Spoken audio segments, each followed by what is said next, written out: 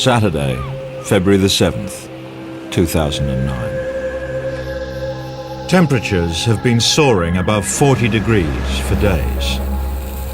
Now the winds are rising, and Victoria holds its breath. Well, there's simply no way of underestimating the fire threat Victoria is facing over the next 24 hours or so. During Saturday, a gale-force north wind will combine with extreme heat, and that's not a good combination in terms of fire potential. And fire authorities are warning the public to prepare for the worst. But what happens proves to be beyond even these dire warnings. Slow down, slow down, slow down. Keep going.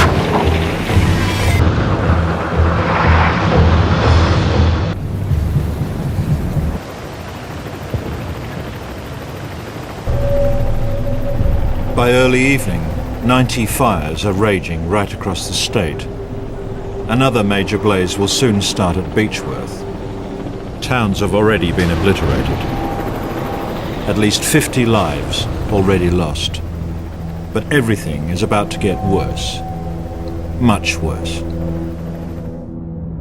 Gale-force northerly winds have pushed all today's major fires to the southeast. But the wind is starting to shift direction. The southerly change begins to push the fires northeast. The effect will be devastating. And this is exactly what's happening to the fire that started at Kilmore East. The 50-kilometre flank, stretching to Strathewen and St Andrews, is now the huge new front of the fire. Many more towns are in range. At the top of the mountain, King Lake is one of the first in line. 5:58. King Lake has been warned once on the radio, and an urgent threat message has just flashed up for the first time on the CFA website. But with the fire racing towards the main street, warnings are now irrelevant. As the town is engulfed, those on the main street scramble for cover anywhere they can. This cafe becomes an emergency refuge for the stranded. While just yards away, the Clarks cling to their plan.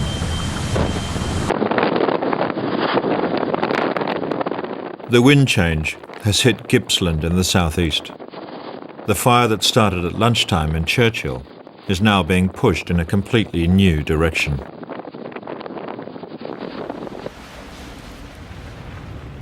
It reaches up into the Strzelecki Ranges. The steep inclines pushing the fire quicker and quicker. Temperatures scorch beyond 1,000 degrees, hotter than a kiln. By 7 o'clock, the fire reaches Coligny.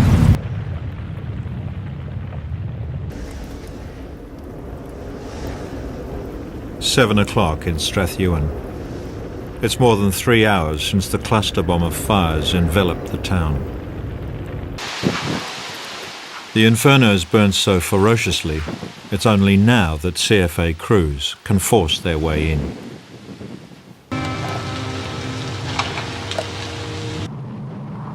"10 kilometres away, but just minutes by fire, is Marysville. For 70 years, it's felt safe, nestled in a valley. But this very fact is about to be the town's undoing. As the wind change hits, the postcard-perfect setting becomes a fire trap. Marysville is attacked from above. Thousands of raining embers explode onto the town. Fire crews are helpless, forced to seek cover at the Oval.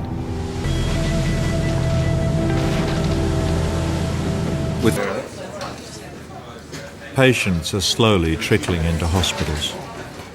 The Northern is the nearest emergency department to the worst-hit areas. The police will convoy the Clarks to Whittlesea, 25 kilometres away. For those in Marysville, it doesn't look like it can get much worse. The fire has moved so quickly, and communications are so stretched that the tragedy here is not known to the outside world. For those who managed to escape, refuge has been found, but confusion reigns.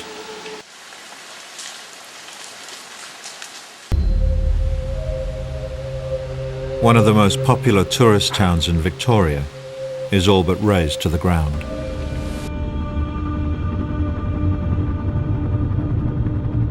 Sunday, February the 8th, 2009, Marysville.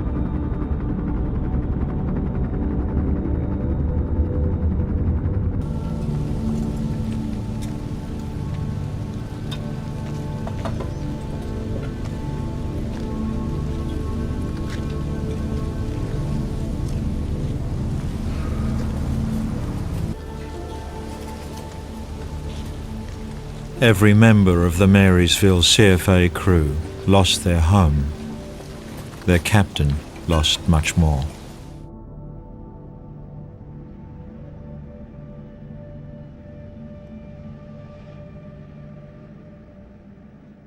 As Glenn tried to defend the town and its people, his wife Liz and 15-year-old son Dalton perished trying to save the family home.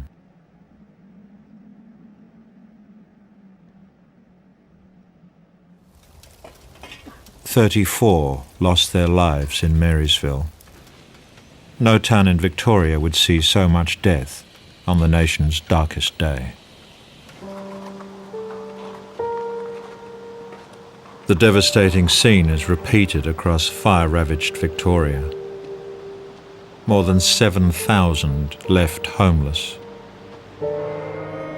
The equivalent of 250,000 football ovals burnt out.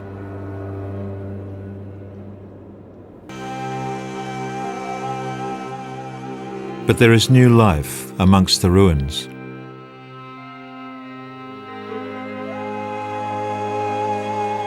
Casper Densom waited for the fires to pass before arriving on the stroke of midday. It was just fantastic. And yet, while you're having that feeling of, wow, this is just brilliant, you just couldn't lose that feeling of, at the pit of your stomach, that all was not right with the world, even though it felt so good where we were. The Densom's joy is tinged with sadness. Jonathan, a teacher, learns that one of his students, Matthew Leasefield, died alongside his mother and brother. They are amongst 173 people who lost their lives on the day that will be forever known as Black Saturday.